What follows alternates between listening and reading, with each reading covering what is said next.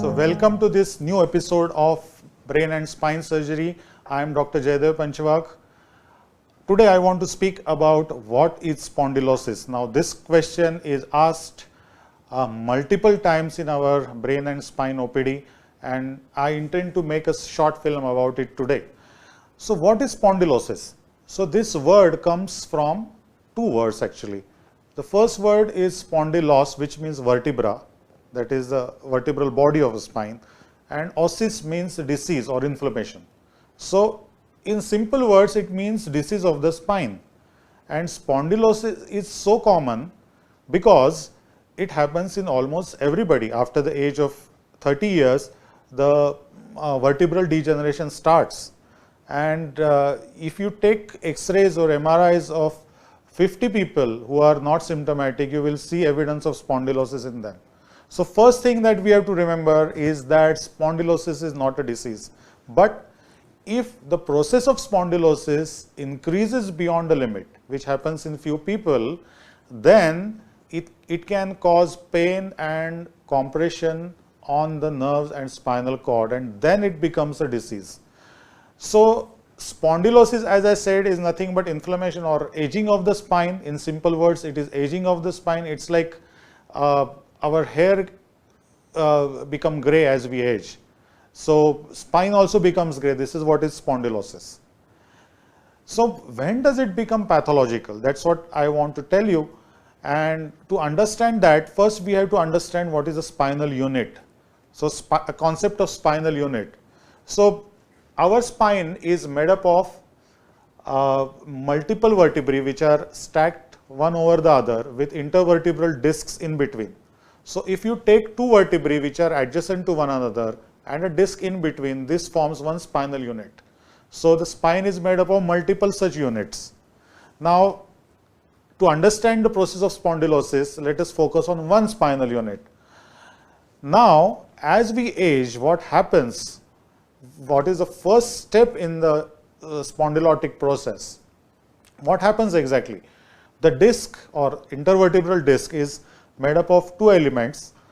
The first element is the outer tough element, that is annulus fibrosus, and a central soft jelly-like element which contains a lot of water in it. It is called as nucleus pulposus. As we age, the water content in the nucleus pulposus goes on reducing. This causes reduction in the height of the disc, which means the two vertebral bodies slowly start approaching one another. The gap between the two vertebral bodies starts reducing, and then the body starts realizing that there is some malalignment happening in the vertebral column. So I was telling you about spinal unit, and here it is.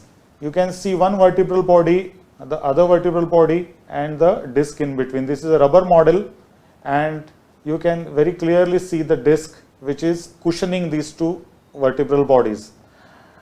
Behind the vertebral body is this portion which is called as a pedicle, and in between these two vertebral bodies there is a foramen or a hole, let's say in a simple word, through which a nerve is coming out.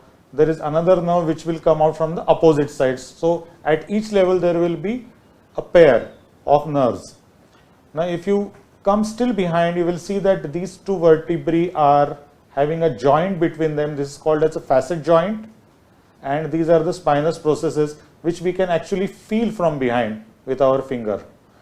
Now, as I was telling you, the spondylotic process starts with reduction in the height of the disc.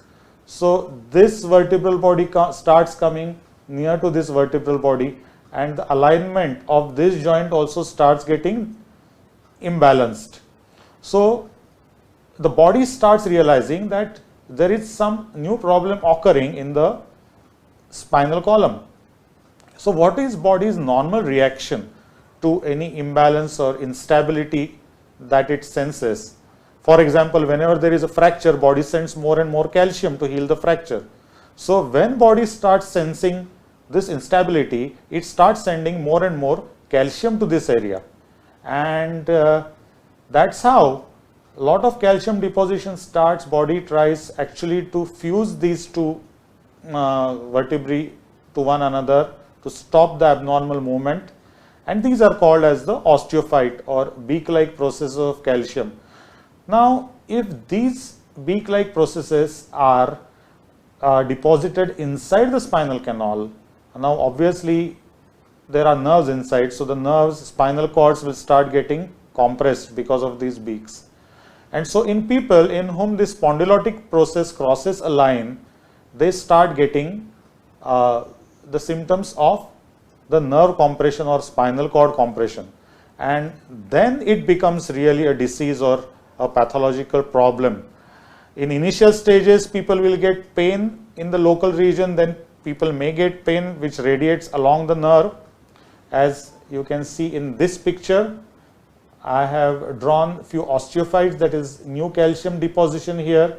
The disc height is reduced as compared to this disc height, and this calcium layer is also extending inside the spinal canal, pressing on the nerve, and these people can get what is called as radiculopathy, that is pain which radiates along the nerve in the cervical region, in the arm and forearm to the fingers, and in the lower limb, buttock, thigh, calf and the foot.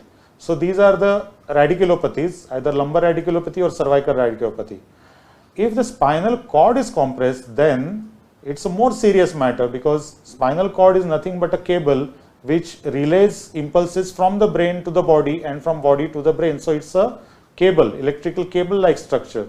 If it is getting compressed by a similar osteophyte similar to this which is pressing inside, then there will be problem with the spinal cord function. These people with cervical myelopathy have difficulty in performing intricate movements with their fingers. They are unable to walk without losing balance, and eventually they become bedridden. So these are the sequelae of severe spondylotic processes. Concluding the whole issue, spondylosis is nothing but aging process of the spine. Almost everybody will have it to some degree. If it crosses the line, then it becomes a disease, and then problems start either with radiculopathy or myelopathy. So we have to remember that if these symptoms start appearing, then one has to take early note of it, diagnose it early, so that further sequelae could be averted. If you want to watch more videos about spine problems or brain problems, please subscribe to this channel. Thank you for watching this video. Until next time, goodbye.